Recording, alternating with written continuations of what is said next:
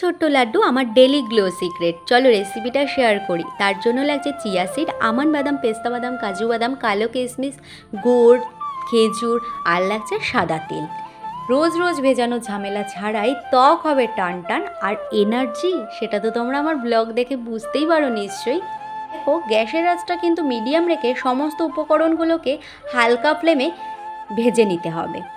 আমি পার্সোনালি মনে করি ত্বক আর চুলের যত্ন নেওয়া মানেই দামি দামি ক্রিম লাগিয়ে হয় না, তা শুরু হয় রান্নাঘর থেকে। তুমি যত হেলদি খাওয়া দাওয়া করবে তোমার স্কিনের গ্লো কিন্তু ততই বাড়বে।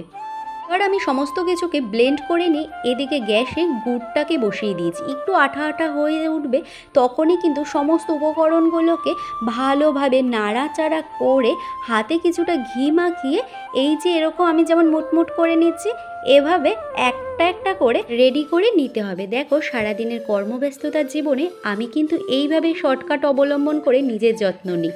আর যখন কোথাও ঘুরতে যাই তখন কিন্তু এই লাড্ডুটা ক্যারি করি। এবার একটা এয়ারটাইট কন্টেনার করে ফ্রিজে রেখে দিলেই হয়ে গেল। 10 মিনিটেরও কম কিন্তু সময় লাগলো আমার।